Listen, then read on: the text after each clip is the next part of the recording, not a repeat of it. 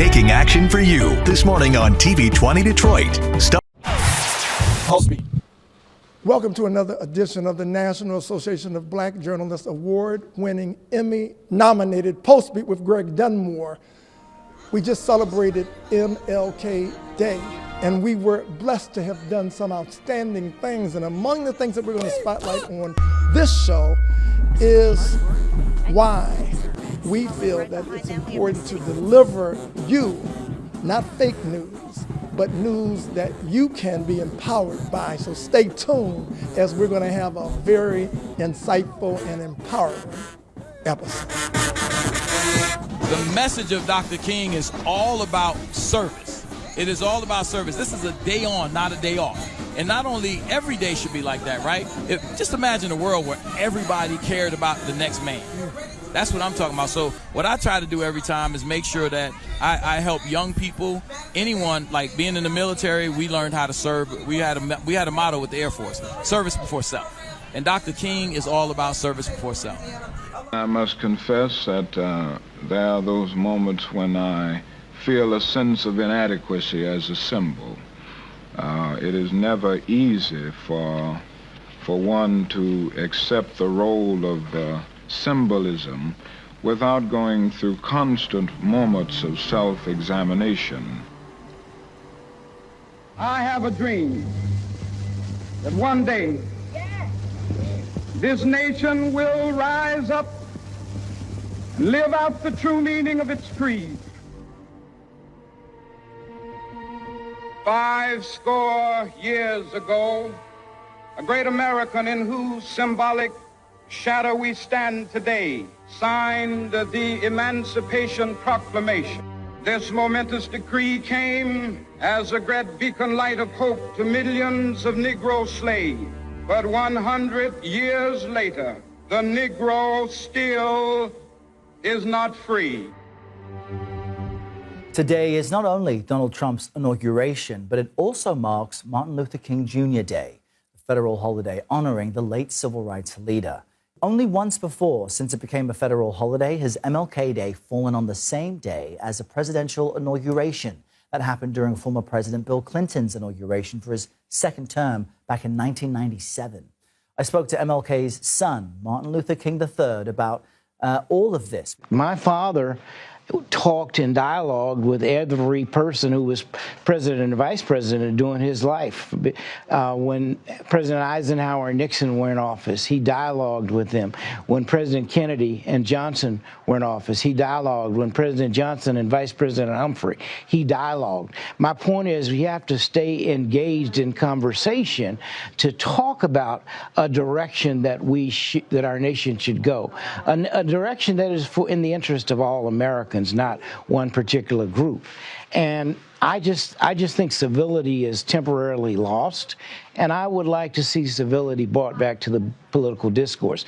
You can't require that unless you hold elected officials accountable. As my dad used to say, we must learn nonviolence or we may face non-existence.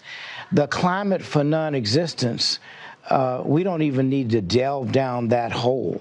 We must lift up. It really is about lifting up, creating a consciousness, creating a dignity and respect and a sensitivity. That's how we need to engage with people, even if we don't agree. And my dad showed us that, because people didn't always agree with him.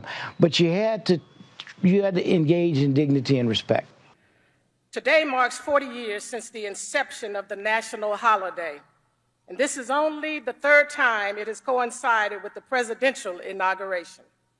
However, this time it has become a major factor for so many people because of the notable contrast in the two men who are sharing the same space in today's news cycle and on today's Gregorian calendar.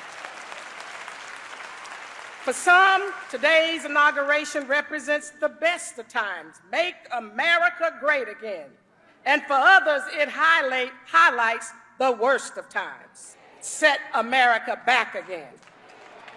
For some, today's King holiday represents a day to champion freedom, justice, and democracy. For others, it's a day to decry DEI, disavow a legacy of peace, love injustice, and distort the meaning of King's words. But regardless of how this day shows up for you, we must remember the mission and be in pursuit of it.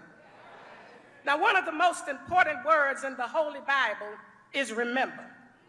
It is when the children of Israel forgot that they lost ground, were set back, and became subject to ruthless leaders. Instead of focusing on the land that God had promised them, the people were afraid and complained about the obstacles and the enemies. As a result, the very thing they feared came upon them, and that generation never reached the promised land. My father and those that aligned with his leadership were faced with impossible circumstances. They dealt with recalcitrant and defiant leaders. They lacked political representation. They didn't have laws or policies in place to buttress them. Yet they didn't recoil or retreat. In spite of Bull Connor and his dogs, water hoses, and billy clubs, in spite of Governor George Wallace, who said, segregation today, segregation tomorrow, segregation forever.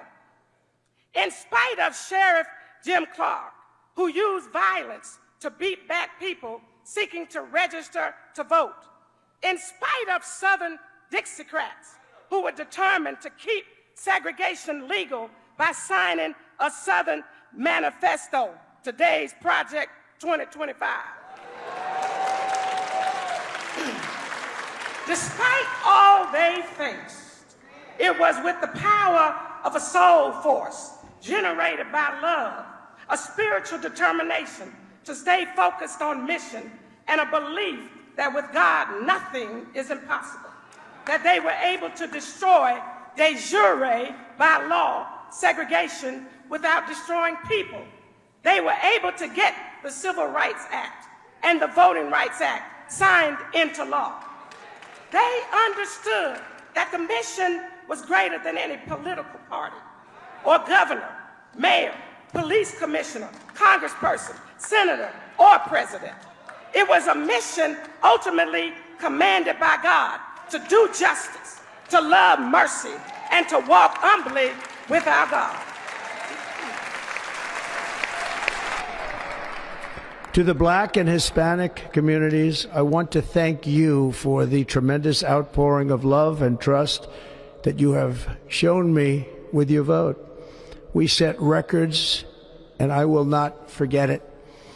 I've heard your voices in the campaign, and I look forward to working with you in the years to come. Today is Martin Luther King Day, and his honor, this will be a great honor, but in his honor we will strive together to make his dream a reality. We will make his dream come true.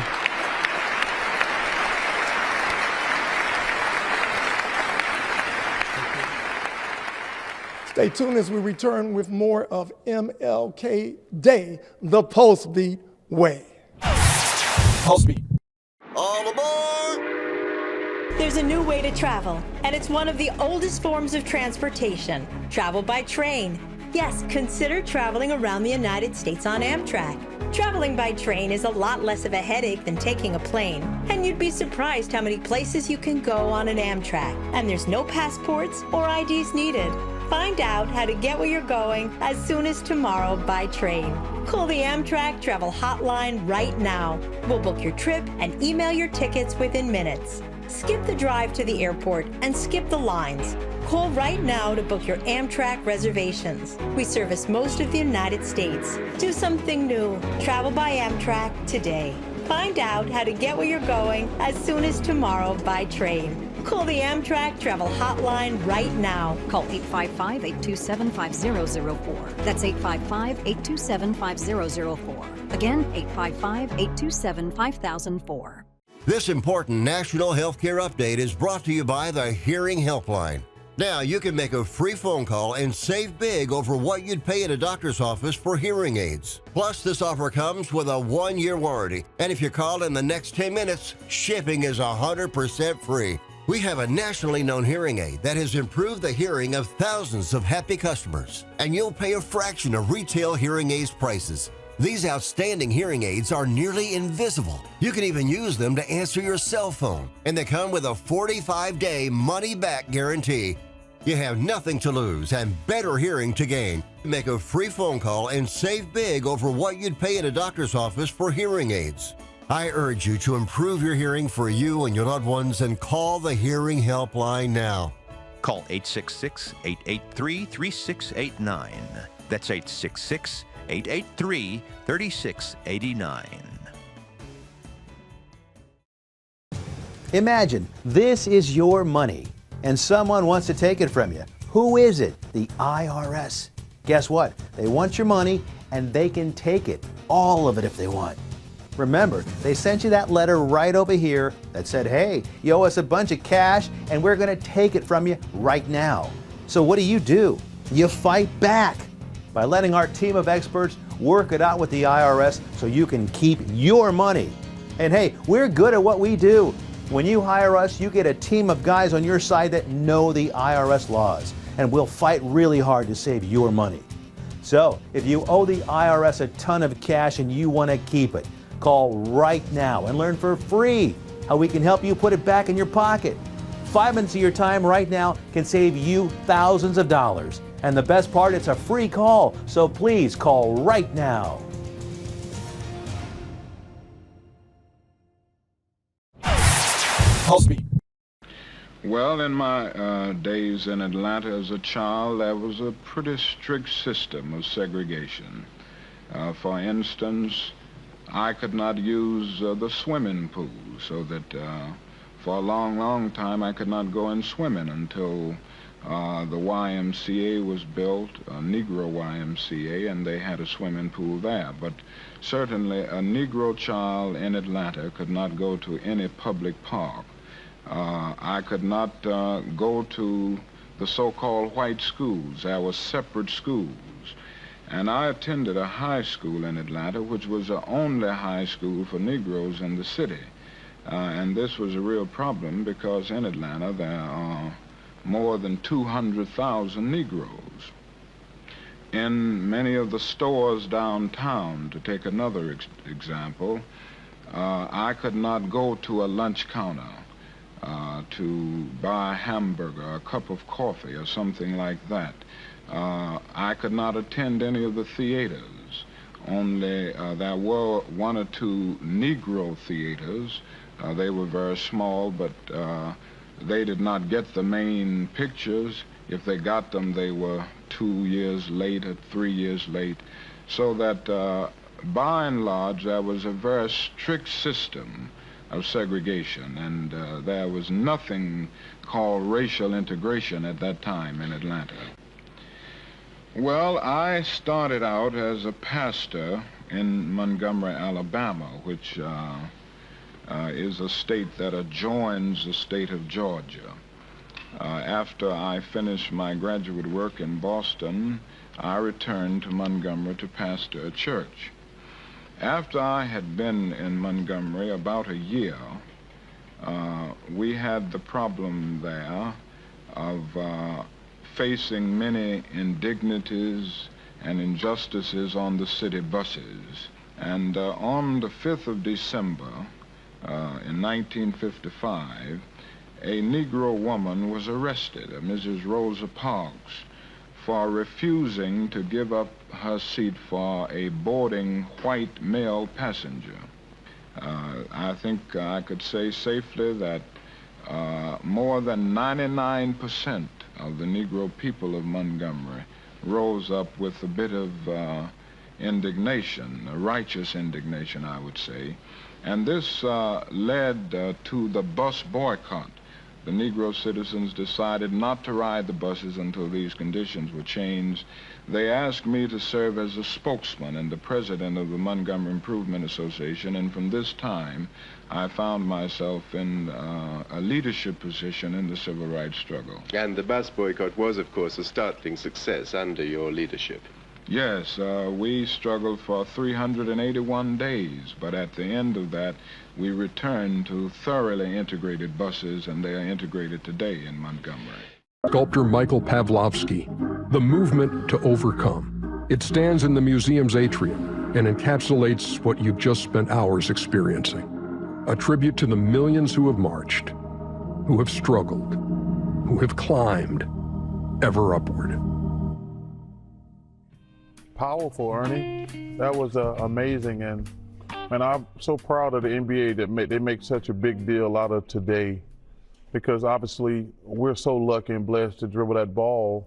It's given us magnificent lives, all of us NBA players, and just a shout out to all the civil rights people, white and black. But for every black person who did the heavy lifting for me and Kenny and Shaq to be in the position we are in today, I just want to say thank you. Pulsebeat. You ready to put your podcast on iHeartRadio? Yes, your podcast on iHeartRadio. What about Alexa, Roku, Fire Stick, Apple TV, Android, or iPhone? Plus live TV streaming. Get your podcast seen and heard all over the world. Call 313-868-6612. Pre-recorded shows are accepted to be archived. This is a WHPR distribution platform. Download the app from the App Store. Go to WHPRTV.com. Channels available for lease 24/7 on Roku, Fire Stick, or Apple TV. Coming soon, subscription and pay-per-view. Also, Block time is available. Get yours. Call 313-868-6612. That's 313-868-6612. Executive producer R.J. Watkins. Program director Henry Tyler. 107.5 FM WGPR HD2. RadioWeCanSee.com.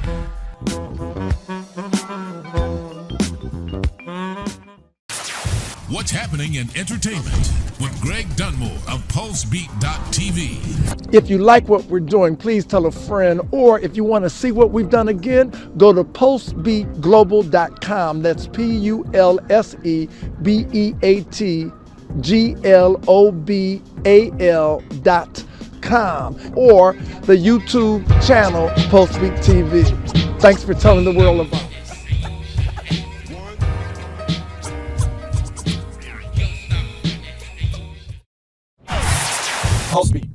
And the reason why we're really here is King's legacy continues to move on.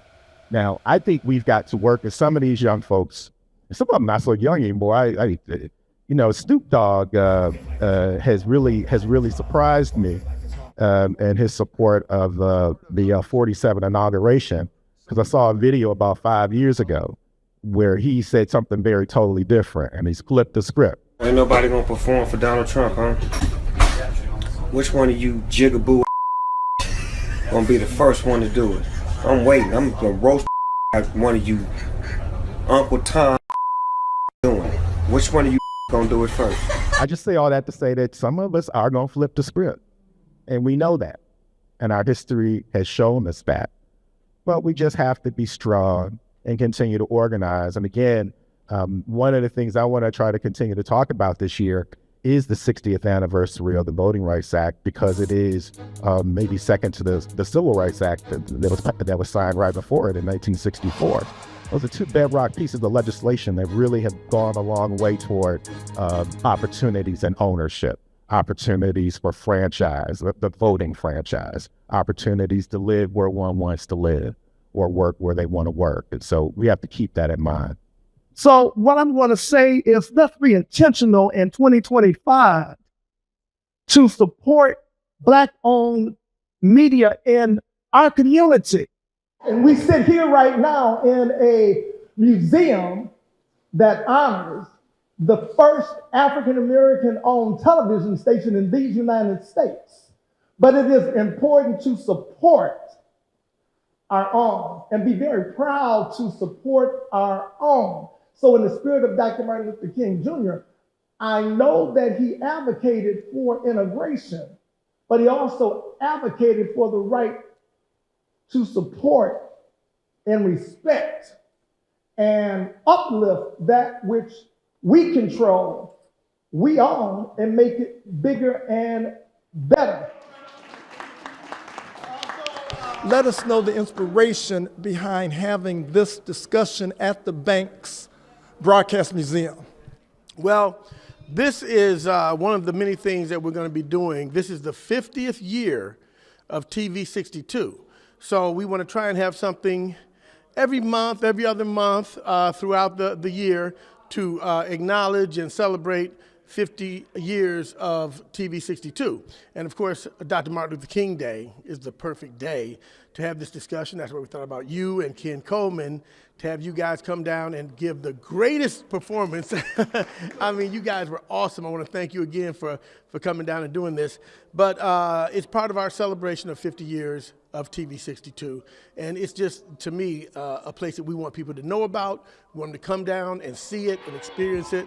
So we want to set up these kind of events to do that.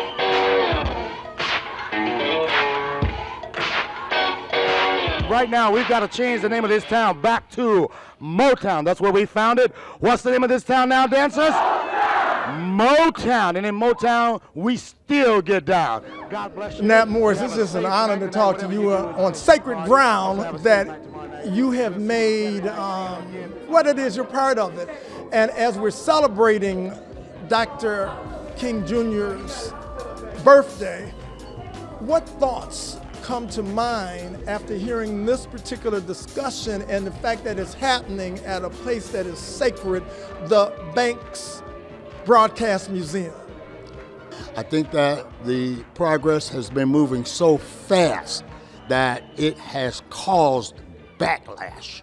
There's a fight against us now. It's like they are taking over. They are replacing us when we are actually achieving or over or out achieving others. They begin to think, oh, the government is helping them. But then when the government stopped helping some and make an even playing field as it did for years, I'm fearful that it may go back to what it was. And can you update us on the scene, because certainly Don Cornelius did what he did with Soul Train, but you did something that was so incredible with the scene. Can you just give us an update, because it was an iconic show? This year marks the 50th anniversary from when the scene first started. In October it started, October 13th of 1975. On the YouTube channel about the scene, if you just go through and read some of the comments, and you will see how they are comparing what we were doing back then to what is going on now.